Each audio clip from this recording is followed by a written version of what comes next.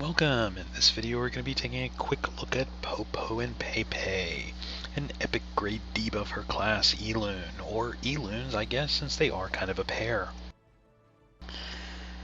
Looking at their base stats, at max 6 stars level 60, they have decent HP at 24k with 4.9k attack, which isn't too bad because they can do some good damage. PDEF and MDEF being at 2.4k, almost 2.6k PDEF, and MDEF being at 2.8k, with pretty good speed at 109 and a little bit more crit. Makes them pretty good.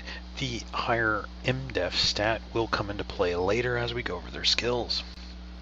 As they're transcended up to the max at +5, their HP does go up to a pretty decent 36k with a 7.4k attack, and their PDEF ending at about 3.9k and MDEF ending at 4.2k. This is going to be pretty helpful, and you can build them on a pretty high MDEF build.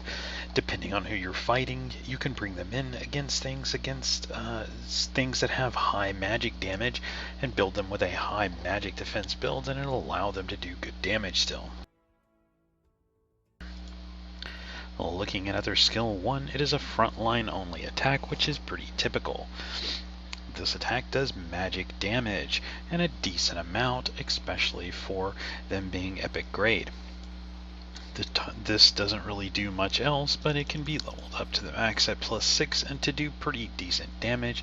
950 plus 148% of their attack has magic damage, which does get boosted through passives we'll go over in a moment.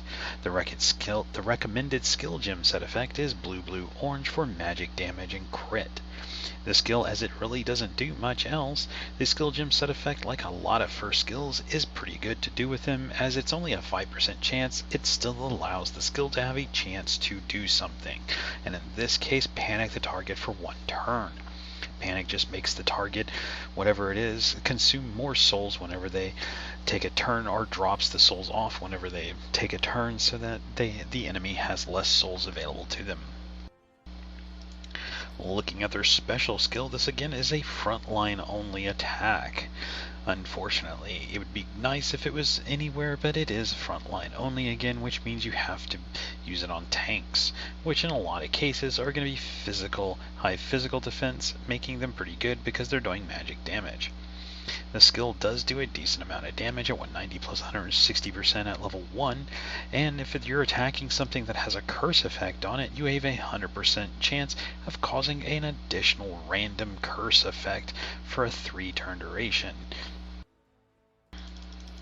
As the skill is leveled up, the damage does go up to a pretty significant 1460 plus 23% of attack as magic damage. This one also increases the duration of that extra curse effect to 4 turns, provided you're attacking something that already has a curse effect on it. The skill gem effect for this one is blue, blue, violent, which is for magic damage, plus violent for the speed after the skill is cast. The skill gem set effect is a 5% chance of reducing the target's magic defense by 10% for 2 turns. This is a pretty insignificant amount, and it is a very low chance. It can be nice and can help you deal with anything that has high magic defense, but with it being such a low chance to activate, going with just additional damage might be better, or perhaps crit if you're wanting the damage, so an orange instead of the violent, or perhaps just all orange or something, or all blue might be a better option for the skill than going with the extra chance, so that the skill is more effective. Looking into the ultimate skill, this one is an AoE. It costs 6 souls. At level 1, the damage is not too bad at 160 plus 135% as magic damage. It's an AoE. This also has a 75% chance of inflicting a curse effect that causes despair for 3 turns. The despair effect is pretty nice, as it does block the enemy from receiving buffs or healing during their turn. As this is a 3-turn duration as an AoE, you can essentially block healers from doing anything or from healing the enemy team up. This is pretty good. It's a 75% chance, so it's not guaranteed to land, but it is still a pretty high chance. As an AoE, you should be landing it on most of the targets. As the skill is leveled up to the max at +6, the damage does go up to a pretty decent 1k plus 189% of attack as magic damage. The chance still stays at the 75% chance, but the duration does go up to 4 turns.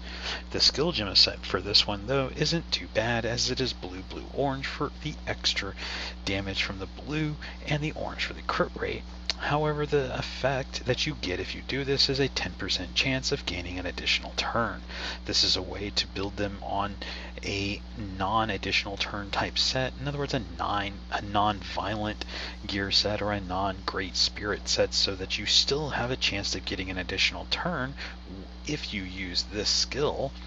Even though it is a low chance, it isn't too bad to do, or you can go with instead just more damage by just doing 3 blues, 3 orange, or any combination thereof, just to give yourself more damage or more crit rate if you need it for the skill or want it.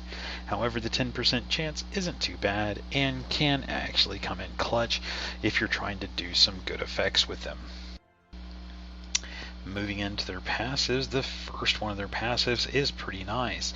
As the first one, it increases their attack by 20% of their magic defense. So building them with high magic defense is pretty good, as their attack will increase by 20% of whatever that stat is. This also means that as you use something like a Weiwei to buff them, the Weiwei will buff their attack, but also the Weiwei's skill second ability will also buff their defenses, physical and magic. This means as that stat increases, they get 20% of that as additional attack, which can make their attack very high. This is especially good for dealing with things and making them very powerful or very strong as a damage dealer, because they're not only getting the attack boost from the Weiwei, but they're also getting it again doubly so, as they're also getting it from their increased magic defense stat. This passive also gives them an extra resistance rate to weaken and other status effects by 10%. This means that it makes them a little bit harder to debuff because of that extra resistance rate, meaning that if you have pretty good resistance on them anyway, or you have something that gives resistance either through passive or through a buff, this can make it a little bit harder to control them or do anything to them or apply debuffs, as they have a little bit extra resistance rate to that.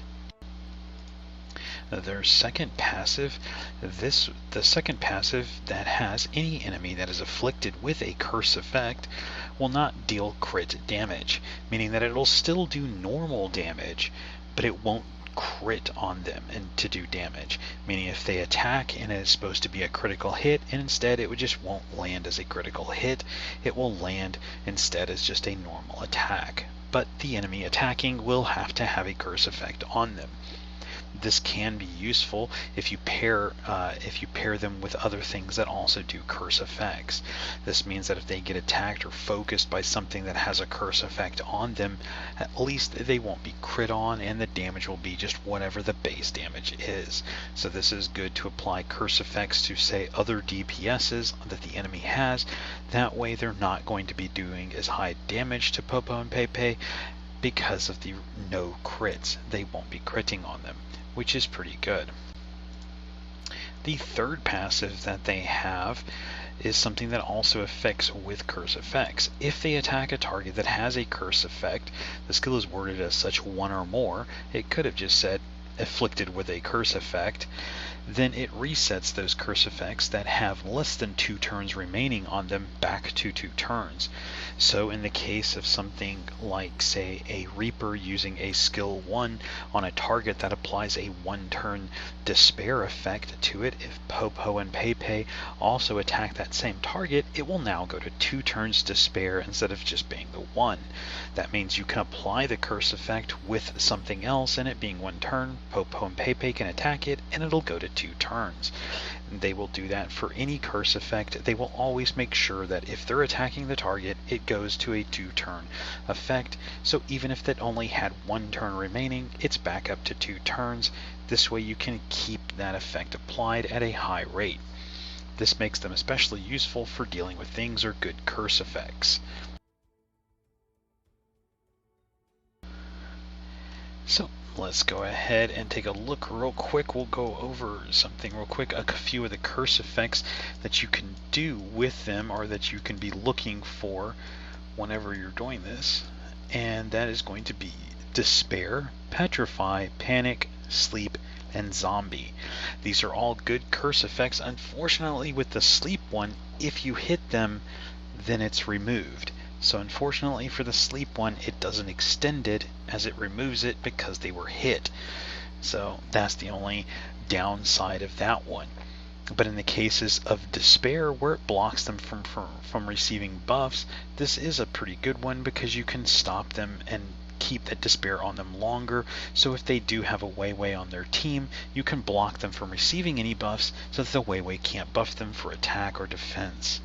The Petrify one, not too many Elunes will do the Petrify action, so it's not going to be very often that you're going to see that happen. The Panic one, there are a few Elunes that do Panic, and it's not too bad, and this is the one that whenever they get a turn, it takes their soul away up between 1 to 3, and it's just random kind of for that amount. The Sleep one you're not going to see too much, and the Zombie you're not going to see too much, but Mikazuki does have an AoE zombie effect on him, and you can just kind of make sure that keeps applied, as you can apply the AoE zombie effect with the Mikazuki, and then when it gets down to 1 turn left on them, you can use the Popo Pepe to reapply it back up to 2 turns, and you can essentially keep that zombie effect on the enemies all the time, which is pretty good, especially for anything that has passive healers or anything that heal on any enemy that has a lot of healers. You can essentially keep that type of effect on them. Things you're going to want to focus for on Popo and Pepe, if you're using them as a damage dealer, you're going to want to go with the attack on the offhand as well, but you're going to want to make sure that you have some type of good protection with them to keep them alive, especially if you're facing strong DPSs or other strong enemies, or even say an Artemil on the other team, because they're going to be doing a lot of physical damage and they could potentially kill you. So you're going to need to keep them with a good amount of some type of healer or something to protect them. Even for example, if you have them as the lowest HP Elune on your team, then you can run a Mei with them, and the Mei will automatically protect them from any direct damage, so that they'll stay alive, and the Mei just takes all the damage instead.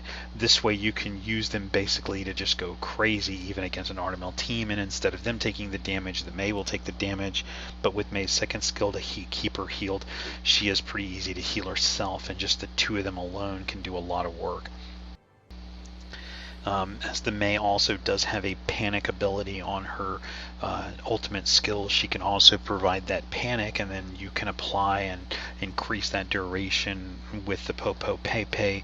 They can have somewhat of a working relationship together. You're just going to want to be careful, because if you're fighting with something against something like a Reaper, the Reaper can still kill through that protection of the Mei if they're in the back line, and that's, you know, where the Reaper is targeting. So it is something to pay attention to.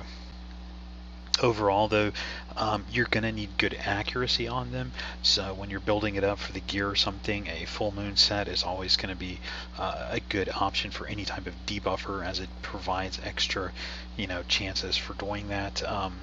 Other things that you can do, you can provide a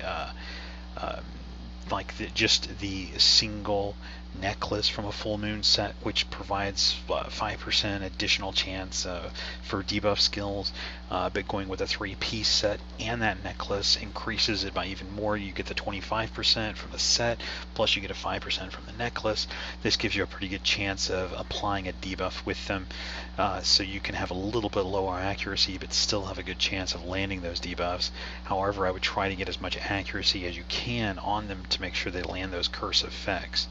Popo Pepe, because they're very good for curse effects, they're good to bring with something like into the world boss, where we're having to deal with the boss that has a curse effect on it, that has a curse effect type weakening, where they degrade, and you can put them into that extra state, by the curse effects.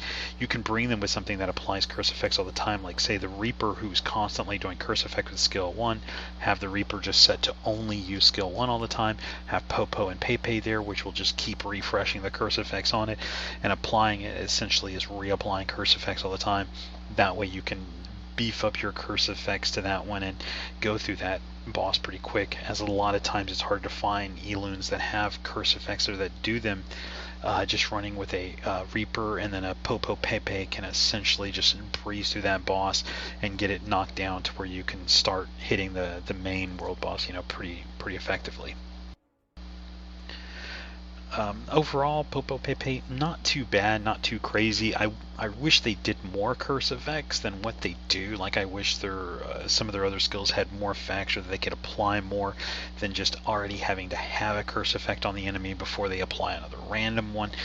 But it does help them with that skill. It does help them deal with the world boss, but you kind of want to bring something else with them to help do that, because sometimes it can be frustrating to get the curse effects on them or to multiple targets. So that is kind of a drawback, and it would be nice to see them being able to do more curse effects that they have in their kit, even through skill gem, set effects or something, just some way to give them more chances to do curse effects. But even without that, they're still pretty good, and because of their passive that increases their attack based on their magic defense stat and double buffs with way because of that, they can do quite good damage.